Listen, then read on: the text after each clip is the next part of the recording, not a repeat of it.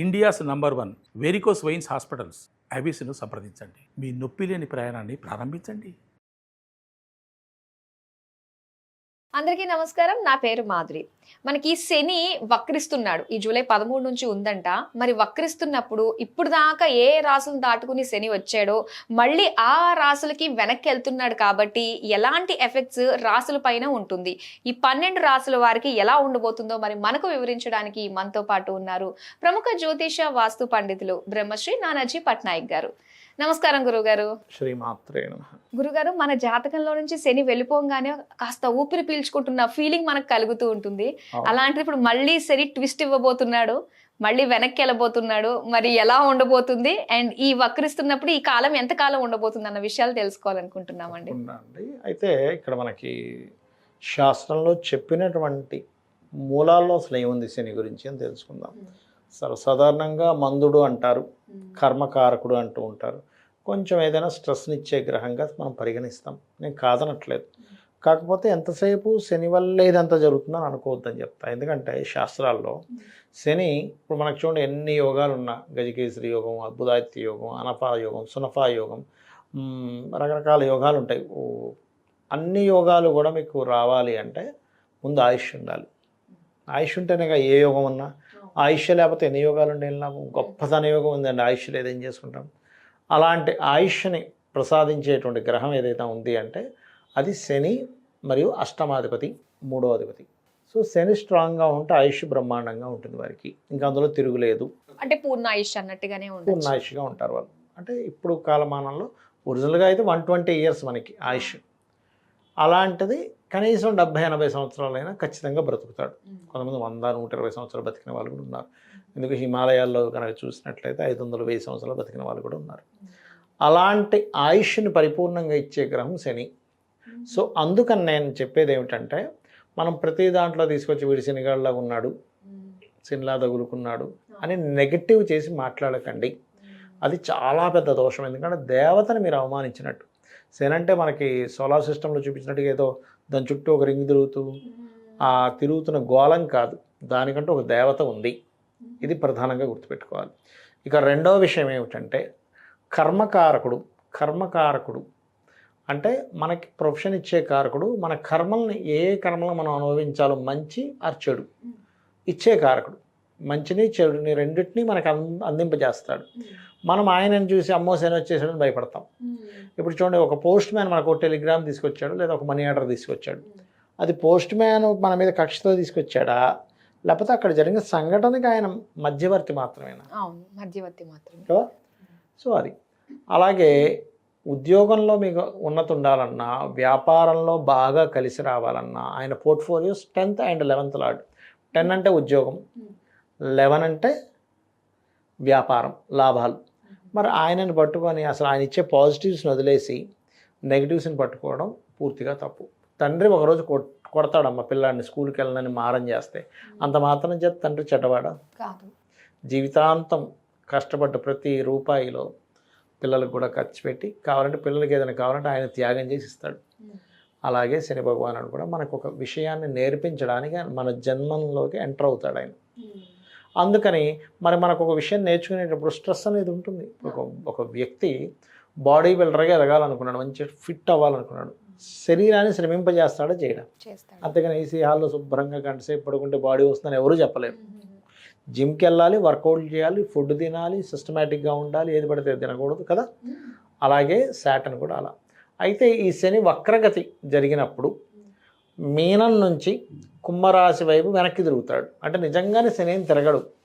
ఈ సోలార్ సిస్టంలో సర్క్యులేషన్లో ఈ గ్రహాల యొక్క రొటేషన్ అది వెనక్కి వెళ్ళిన ఫలితాలు వస్తుంటాయి. అంటే ఎలా గురువుగారు ఇది? మీరు నెట్లో కొట్టినా వచ్చేస్తుంది, యూట్యూబ్లో కొట్టినా రిట్రో ప్లానెట్ ఎలా పనిచేస్తుందని కొడితే వచ్చేస్తుంది, యానిమేషన్తో సహా ఎవరైనా చూసుకోవచ్చు. అది అలా ఈ వెనక్కి తిరిగినటువంటి శని ఇప్పుడు మీనంలో ఉన్నాడు కదా, దాని ప్రభావం మళ్ళీ కుంభం మీద పడుతూ ఉంటుంది. అంటే శని తిరగడం కదా, ఈ సర్క్యులేషన్లో కుంభం మీద పడుతూ ఉంటుంది. కుంభం మీద పడ్డప్పుడు ఒక్కొక్క రాశి వారికి ఒక్కొక్క ఫలితం అనేటువంటిది ఉంటుంది. లగ్నం నుంచి అయితే ఇంకా బాగుంటుంది, రాశి కూడా చూసుకోవచ్చు, తప్పేం లేదు. ఇప్పుడు మేషం వారు ఉన్నారనుకోండి, ఇప్పుడు వీరికి 12లో ఉన్నాడు ప్రజెంట్, ఆయన వక్రించి 11 వైపు వెళ్తున్నాడు. 12లోకి వస్తే ఏంటంటే ఏలినాటి శని ప్రారంభం అనుకుంటాం మేషం వారికి, ఒక 2 నెలల నుంచి నడుస్తుంది అనుకుంటున్నాం. ఈ 4.5 నెలలు కొంత ఫ్రీ అవుతారు.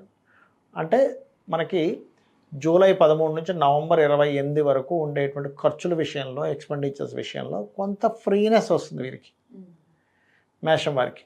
ఓకే. ఓకే, ఏలినాటి శని ప్రభావం తగ్గుతుంది కాబట్టి. కాకపోతే కొత్త వాళ్ళు పరిచయం అవ్వడం, చేసే ప్రయత్నంలో కొంతవరకు సక్సెస్ కూడా ఇస్తాడు ఈ రెట్రో వల్ల. ఇక వృషభం వారికి బిజినెస్ ఒకటే కాదు, కొంతమంది బిజినెస్ చేస్తుంటారు కదా, నేను జాబ్ కూడా చేయాలి. కొంతమంది చూడండి, ఒక బిజినెస్ చేస్తే ఇది ఒకటే కదా, నేను జాబ్ కూడా వెళ్ళిపోతాను, కొంత పార్ట్ టైం నువ్వు చూసుకో అని ఇంట్లో వాళ్ళకి ఎవరికి అప్పచెప్పి జాబ్కి వెళ్ళి రావడం, బిజినెస్ చేయడం చేస్తూ ఉంటారు. అటువంటి డియోల్ రోల్ ప్లే చేస్తారు వృషభం వారు. అలాగే రావాల్సిన ధనం కొంతవరకు అందడం జరుగుతుంది. ఎంతసేపు బ్యాడే కాదు, గుడ్ కూడా ఉంటుంది.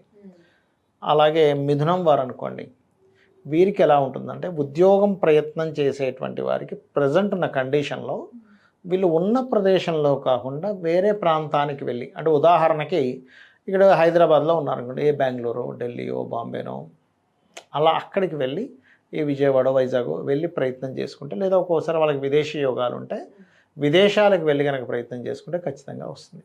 ఓకే. అలాగే కర్కాటకం వారికి మొన్నటి వరకు అష్టమశని ఉండేది, అష్టమశని అయిపోయి భాగ్యంలోకి వెళ్ళిపోయాడు కదా అనుకుంటే మళ్ళీ అష్టమశనిలోకి వస్తుంది ఏంటని భయపడుతూ ఉంటారు.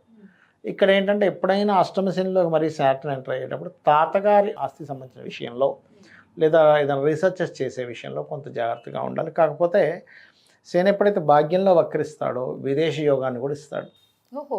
పర్టికులర్గా కర్కాటకం వారికి అందరికీ కాదు అది. ఇక సింహం వారికి కనుక చూసుకుంటే ఈ టైంలో అంటే కర్కాటకం వారు కొన్ని ఇన్వెస్ట్మెంట్స్ కూడా చేస్తారు. సింహం వారికి ఏంటంటే అష్టమంలో ఉండేసరి సప్తమం వైపు వస్తున్నాడు, ముందే రాహు ఉన్నాడు సప్తమంలో.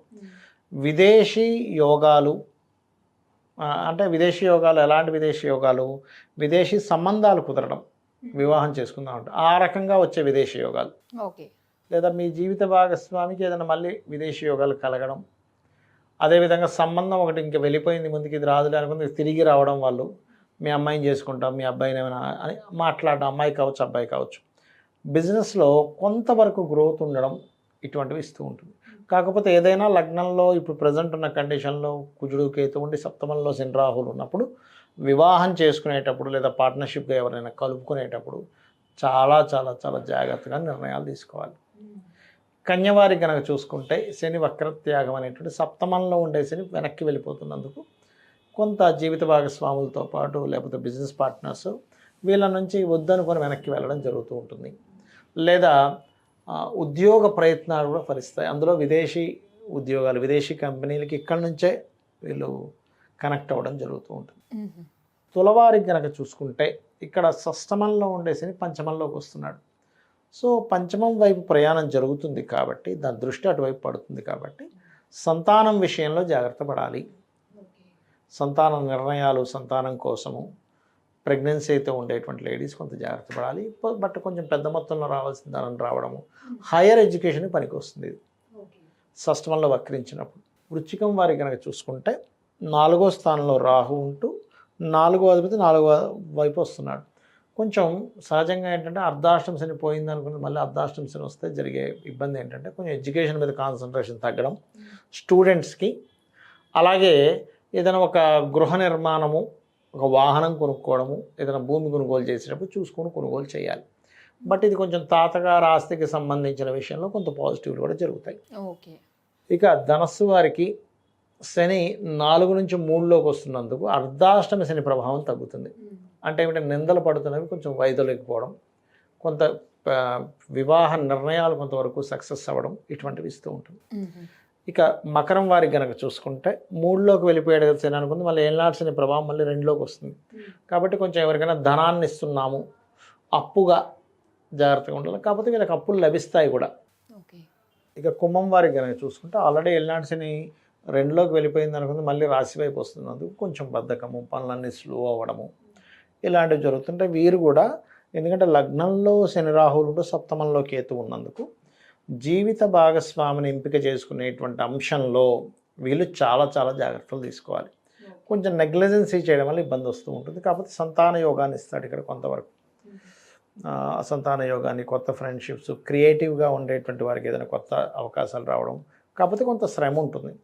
ఇక మీనం వారికి కనుక తీసుకుంటే సహజంగానే వీళ్ళకి ఇప్పుడు గురువు కూడా 4లో ఉన్నాడు, శని లగ్నంలో ఉన్న శని కొంచెం వెనక్కి వెళ్ళడం వల్ల ఇంటి నిర్మాణ సంబంధించిన విషయంలో అనుకూలత. కాకపోతే లాంగ్ టర్మ్ ఇన్వెస్ట్మెంట్స్ వీళ్ళకి పనికొస్తాయి, ఇక్కడ షార్ట్ టర్మ్ చేయకూడదు.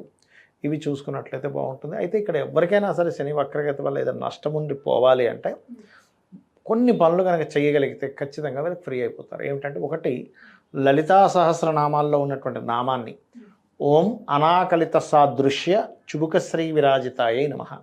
ఓకే. రెండవది ఏమిటి అంటే, వీళ్ళు బద్దకించకూడదు. మధ్యాహ్నం పూట నిద్రపోవడం, ఏదో నైట్ డ్యూటీ చేశారు మధ్యాహ్నం పడుకోవచ్చు, కానీ నార్మల్గా అయితే అనారోగ్యం ఉంది లేదా చిన్నపిల్లలు స్త్రీలకి సంబంధం లేదు, నిద్రపోకుండా చూసుకోవాలి. ఎక్కువగా నిద్రించకూడదు, శని ప్రభావం పెరుగుతుంది. మూడోది గోశాలకి వెళ్ళి గోవులకి బెల్లము తినిపించడం, నవగ్రహాల్లో శని భగవానుడి దగ్గర దీపారాధన చేసి ప్రదక్షిణం చేయడం, వెంకటేశ్వర స్వామి ఆలయాలు ఏమైనా ఉన్న దగ్గరలో, హనుమాన్ ఆలయము, సుబ్రహ్మణ్యేశ్వర స్వామి ఆలయం, గణపతి ఆలయము, అమ్మవారి ఆలయం లేదా నరసింహస్వామి ఆలయం, ఈ 6 ఆలయాల్లో ఏది ఉన్నా రోజు వెళ్ళి రావడం కనుక వీళ్ళు పని అలవాటుగా పెట్టుకోగలిగితే శని యొక్క ప్రభావం పూర్తిగా తగ్గిపోతుంది. ఇలాంటి రెమెడీస్ అన్ని పాటించినట్లయితే అమ్మో శని మళ్ళీ మా దానికి వచ్చాడు అన్న ఇబ్బంది ఏమీ లేకుండా చక్కగా సాఫీగానే అయిపోతుంది. చాలా చక్కగా తెలియజేసినందుకు ధన్యవాదాలు గురువు. శ్రీమాత్రే నమః.